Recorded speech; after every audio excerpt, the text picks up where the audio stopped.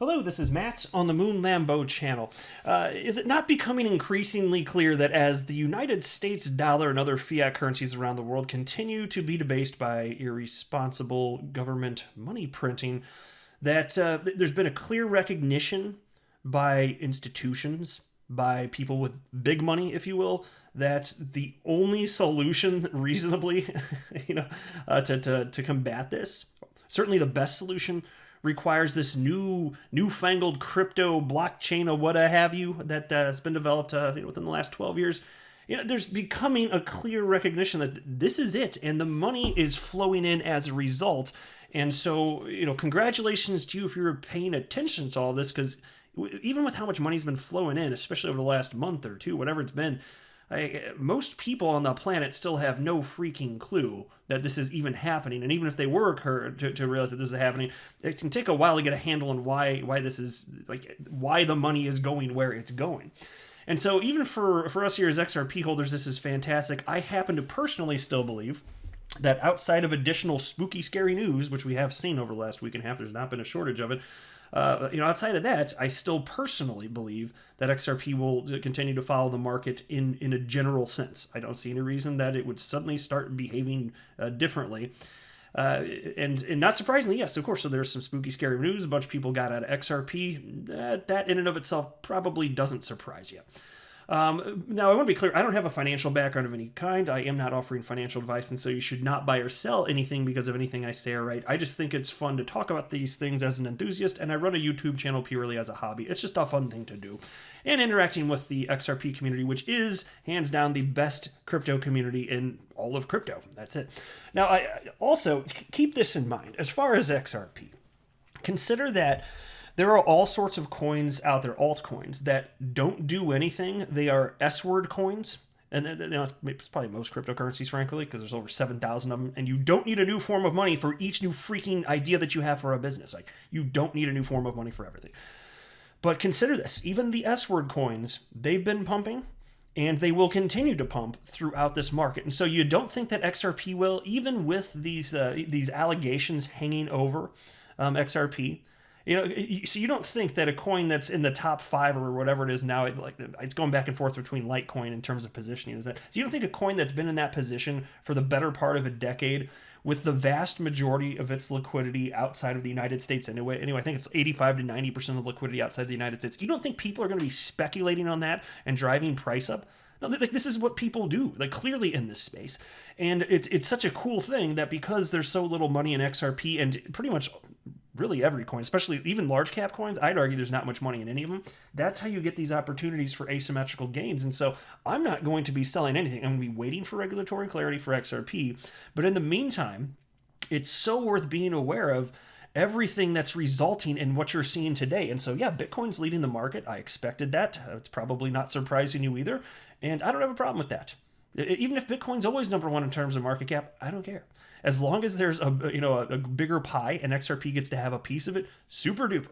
I'm still most bullish on XRP personally. Haven't sold a single XRP, and I'm not going to. I think that we will see as time passes that Ripple's on the right side of history, and we'll eventually, hopefully, this forces regulatory clarity, and then things can get back to some semblance of normalcy with presumably in the future United States cryptocurrency exchanges that have suspended transactions of XRP, bringing it back online once they're not worried about getting sued by the SEC, right? And I don't even blame the cryptocurrency exchanges that suspended trades in the meantime, frankly. I get it. I mean, I'm more impressed by the ones that aren't, but the ones that do, I'm still yeah, I get it. You're trying to protect yourself. It's not your fault that the SEC made this happen. I totally get it.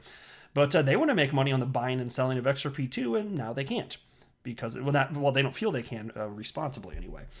So take a look at this. There's this thread from Raoul Paul, who, by the way, recently stated that he's warming up to XRP. And even after all the bad news, he said that he hasn't made a determination as far as I'm aware, but he's considering getting into XRP because when there's a cryptocurrency where he sees that it's harder to purchase and and scarce. I know he said, I don't want to put words in his mouth. I can't remember if he used the word scarce. Obviously, XRP is scarce, just like any other cryptocurrency, especially if it's a finite supply. But he certainly stated that it's very interesting to him when there's a cryptocurrency that's at relative lows compared to like certainly a local low, whatever you want to call it, and it's getting harder to purchase, he said that's interesting to him. And so he's looking into the situation, and it's certainly possible that he could make a big play on XRP if he thinks that that it's not too scary to get into. And I don't know everything that he's considering. He's only said so much publicly. But even if not, like I still have a tremendous respect for the guy. But check out what he had to say. And this should give optimism for the future, in my humble opinion. He tweeted out the following. While everyone seems to celebrate every single new Bitcoin high, let me remind you of where we are going. Nothing is a law of nature, but the log regression trend since inception makes sense to me contextually. I think the risk is people undershoot in their price targets. It also always climbs a wall of fear. In 2017, it was forks. They threw me off the trend back then. This time, it feels like regulation and tether/stablecoins will create the wall of fear that the market climbs, throwing weak hands off. At every point, people will tell you it's insanity, it's due a correction, it's overbought, bad news is about to come out, and they are right. But the Bitcoin supermassive black hole don't care. It is going from here to somewhere up there, and how it gets there is irrelevant. But we can guess how long it takes to get there, and that makes it hugely attractive as we have a decent probabilistic outcome from both price and time, and its path we don't know. And so he's been talking about in 2021 potentially seeing over $400,000 for Bitcoin. If you're telling me that much money's coming in, nothing's gonna, that won't get extra eyeballs on XRP. Like, I respect every, if you have a different view, that's fine, and I don't know for sure how this is going to pan out. And again, it's not financial advice, but it would be wacky to me if you have S-word coins pumping and then XRP, which is legitimate. And by the way, there's no fraud claims against Ripple either. And without that, like, even the SEC isn't alleging fraud, and still, you don't think some people are going to want to speculate on that a bit? I think they will. I don't know what it's going to look like, and maybe XRP trades sideways relative to other altcoins for some period of time. Maybe it even gets lower in terms of market cap. That's possible. Okay. But I still think that people are going to be paying attention to it. So, but yeah, you can see here. Here you wrote the halving runs tend to get between 1 and 2 standard deviations overbought versus trends, and it occurs usually around 18 months. This would give a rough price target between $400,000 and $1.2 million by end of 2021. Then he writes, not an exact science, but context. And so with how much money's flowing in, and like institutional money, and what it's already done to the price, the more I think about it, the less bonkers numbers. I don't know if it's going to happen, but it sounds less bonkers to me. You're talking about the best estimates that I've seen. You're talking about what 1.2% of humans on the planet have ever purchased crypto. And you're seeing a price of Bitcoin. Most of it would go to Bitcoin first, wouldn't you think? Because that's the brand recognition one. It's the one with all that cachet. Yeah, right. So 1.2% of humans on the planet did that, and it's not even about so that's already a tiny percentage, right? About 100 million humans out of roughly 7.8 billion, somewhere there about. But it doesn't even take a huge percent. Like, you don't have to double that to 2.4% if the people coming in have a ton of money. And that's what we're seeing. That's institutions that are coming in, and you already see this price, which is why it doesn't seem bonkers to me. See, so let's take a look at this piece from Daily Hodl. Bitcoin becoming self-fulfilling prophecy as value of U.S. dollar declines, says Hercules Investments CEO. Chief Executive of Hercules Investments, James McDonald, says Bitcoin is becoming a self-fulfilling prophecy as the value of the U.S. dollar plummets. Speaking in an interview with CNBC's Fast Money, the head of the Los Angeles-based registered investment advisor says that Bitcoin's sentiment continues to remain positive as it attracts more support from institutions. And here is a quote. The case has been made for both the fundamental weakness of the dollar and the technical chart showing that will continue. Bitcoin has attracted increasingly stronger and more ardent support in the institutional investing community.